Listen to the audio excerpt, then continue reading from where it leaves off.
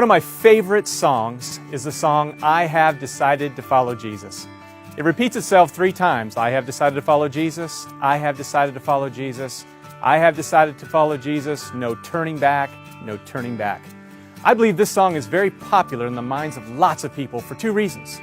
First of all, because it defines discipleship, and second of all, it defines leadership.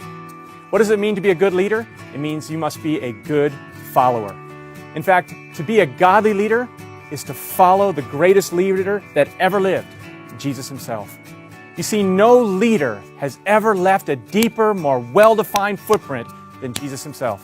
His leadership legacy is unparalleled by anyone. If there was ever a leader who could have achieved mountainous success all by himself, it was Jesus. But guess what? Instead of serving alone, instead of leading alone, instead of ministering alone, Jesus surrounded himself with a team.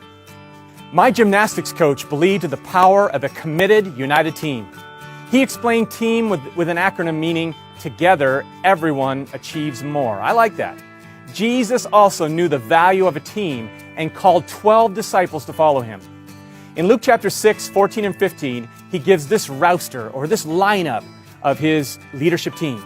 You have Simon Peter, Andrew, James, Philip, John, Bartholomew, Matthew, Thomas, James son of Alphaeus, Simon the Zealot, Judas son of James, and yes, Judas Iscariot.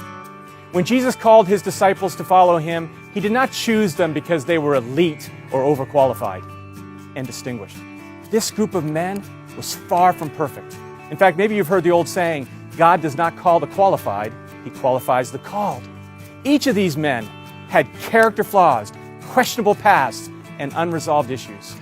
The irony of Jesus' choice in team is the fact that he went against convention by choosing those who Paul in 1 Corinthians 1, 28 through 29 calls the lowly things of the world and the despised things and the things that are not, so that no one may boast before him.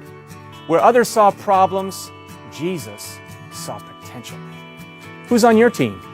It is important to be prayerful and patient when building a team. It is easy to only reserve space for the best. However, Jesus teaches us the value of investing in those who have room to grow. Sometimes the greatest contributions come from unexpected team players. Today, why don't you invest time in developing your team? As you grow, and as they grow, you grow.